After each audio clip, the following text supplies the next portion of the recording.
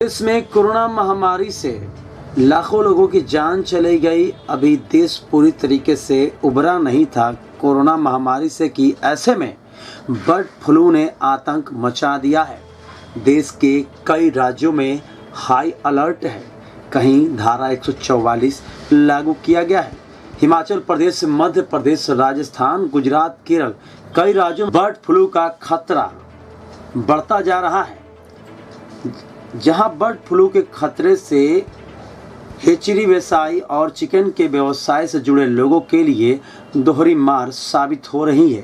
क्योंकि नमस्कार, 18 city news channel में आप सबका स्वागत है। मैं हूं धर्मेंद्र। वैश्विक महामारी कोरोना ने जहां लोगों के रोजगार को छीना, उस समय सबसे पहले जीव जंतुओं के ऊपर खतरा मंडराया था। चीन के वुहान से निकला कोरोना वायरस पूरी दुनिया से ख़त्म नहीं हुआ और भारत में बर्ड फ्लू ने फिर से अपना पैर पसारना शुरू कर दिया है। देश के कई राज्यों में इसे राजकीय आपदा घोषित कर दिया गया है। वहीं आज हम एक पोल्ट्री फार्म में पहुंचे हुए हैं, जहां आपको हम यह दिखला रहे हैं कि किस स्थिति में पोल्ट्री फार्म को चलाया जा रहा है। बिहार में अभी मामला बहुत कम है, लेकिन हर राज्य लगभग बर्ड फ्लू को लेकर हाई अलर्ट मोड पर है। और जो हम आपको दिखला रहे हैं कि ये जो चूजे दिख रहे हैं आपके, मतलब कि छोटे छोटे हाइब्रिड जो मुर्गे हैं, ये जब सबसे पहले कोरोना आया था तो उस समय भी इस तरीके के व्यवसाय करने वाले लोगों पर इसका खासा असर देखा गया था कि सबसे पहले लोग मुर्गियों को खाना बंद कर दिए, उसके बाद मुर्गियों को दफनाया गया, जलाया गया, उनको ख़त्म कर दिया गया। अभी भोजपुर की मैं बात कर रहा हूँ, बिहार में अभी को बर्ड फ्लू का उतना संक्रमण का असर नहीं है, लेकिन जिस तरीके से मार्केट में इनकी रेट में लगातार गिरावट हो रहा है, उससे जाहिर होता है कि इस उद्योग धंधा से जुड़े लोगों का काफ़ी भारी नुकसान हो रहा है। क्योंकि जिस तरीके से पहले जब कोरोना का दौर शुरू हुआ था तो मुर्गियों का उस समय भी भेंट चढ़ गया, अब बर्ड फ्लू इनके पीछे पड़ गया है। आइए हम बात करते हैं जो इस पोल्ट्री फार्म के संचालक हैं। प्रकाश से जरा इधर आ जाइए, और क्या मतलब कि क्या समस्या हो रहा है थोड़ा बताइए। अभी सामने देखिएगा। ऐसे तो सर कोरोना वायरस के समय ही लगभग 3-3.5 लाख का हम लोगों को नुकसान हुआ है। हम लोगों को 1 केजी का कॉस्टिंग तैयार करने में 100 से 110 रुपये केजी पड़ता है।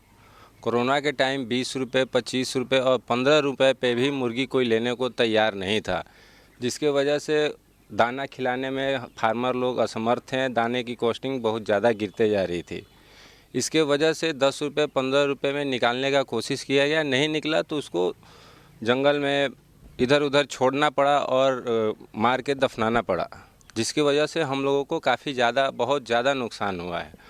वो अभी ख़त्म हो ही रहा था कि अचानक ये बर्ड फ्लू आया है और मार्केट अभी जैसे थोड़ा बहुत अच्छा हुआ था, लेकिन फिर अभी लग रहा है कि बर्ड फ्लू के भेंट चढ़ने वाला है।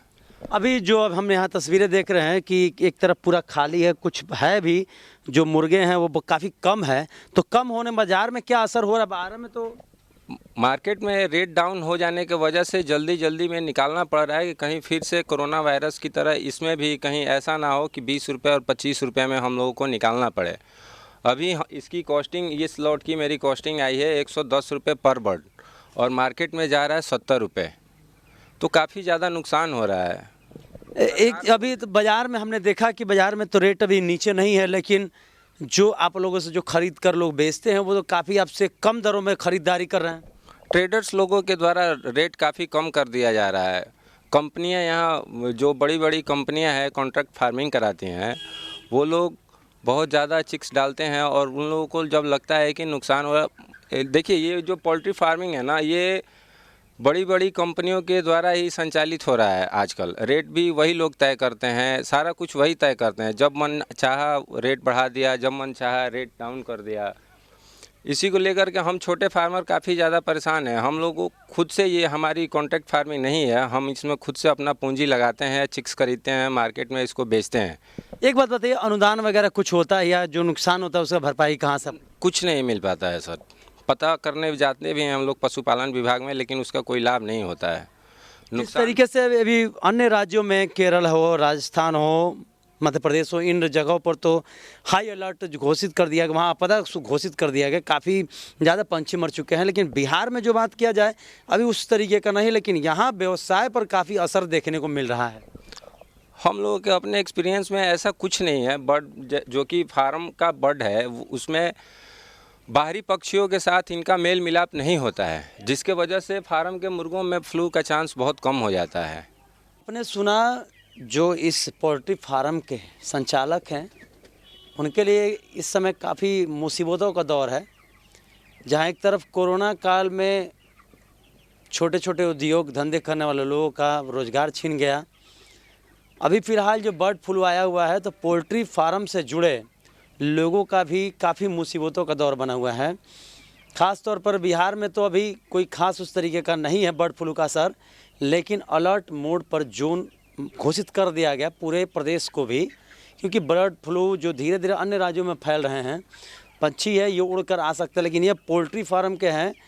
तो एक बात बताइए, कितने लोग इस काम में आपके साथ कार्य करते हैं? मेरे इस काम को देखने के लिए 4-5 लोगों की टीम रहती है हमेशा, एनी टाइम। वो लोग 4-5 लोग मिलकर इसकी साफ़ सफाई, इसका सारा मेंटेनेंस, बच्चे को पानी देना, दाना देना, बराबर देख रेख, साफ़ सफाई करने के लिए 4 लोग हैं इसमें। एक बात बताइए, मान लीजिए कि अभी फ़िलहाल आप लोग बहुत तेज़ी से मुर्गे अपने जो हटा रहे हैं, यदि ख़त्म हो जाए तो फिर क्या करेंगे आप लोग? क्या करेंगे, अब तो ऐसा लग रहा है कि इस व्यापार को छोड़ना पड़ेगा, क्योंकि प्रॉफिट हो नहीं पा रहा है। आदमी जैसे ही उभरने का कोशिश कर रहा है, कोई ना कोई मुसीबत आ जा रहा है। सरकार से तो यही अपील हम करना चाहेंगे कि जिस समय कोरोना के समय भी लगातार 3-4 महीने के बाद भी सरकार कुछ नहीं बोली इस मैटर पे, जबकि अभी तक मतलब इतने दिन होने के बाद भी कोरोना की आधिकारिक पुष्टि नहीं हो पाई है कि ये मांस मछली द्वारा फैला हुआ है।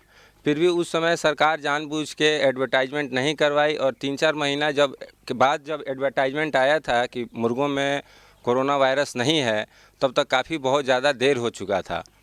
एक बात आपने भी सही कहा कि जिस तरीके से पहले भी कहा गया कि चिकन से नहीं होगा, अंडा से नहीं होगा, खाने से, आज भी इसका प्रचार किया जाए, लेकिन फिर भी जो एक अफवाह कहा जाए या मिथ कहा जाए कि लोग अब दूरी बना रहे हैं अंडे से, चिकन से।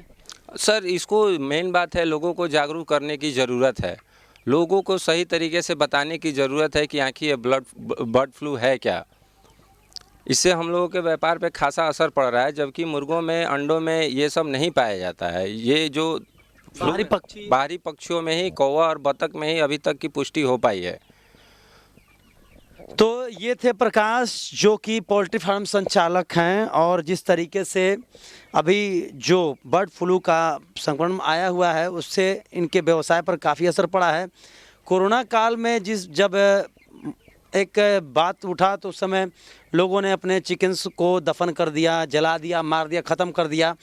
उस घाटे से उबरने के बाद लोग सोचे कि एक बार फिर से मुख्य धारा से जुड़ेंगे, रोजगार, कुछ लोगों को रोजगार भी मिलता है। लेकिन आज ऐसा विकट परिस्थिति हो गया है कि फिर से ये पुरानी तरीके से नुकसान में जा रहे हैं।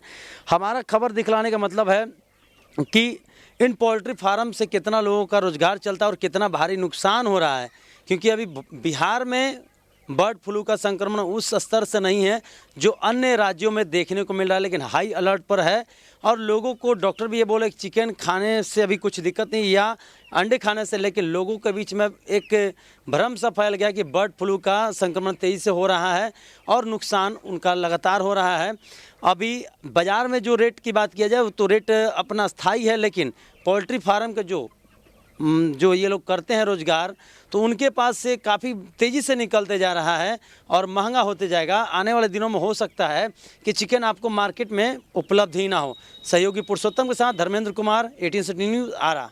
वैश्विक महामारी कोरोना के दरमियान लॉकडाउन और कोरोना के वजह से पहले ही कई व्यवसायियों का व्यवसाय इसके चलते ठप हुआ, और आज जब बर्ड फ्लू पूरे देश में फैल रहा है तो चिकन के व्यवसाय से जुड़े लोगों के लिए यह दोहरी मार साबित हो रही है।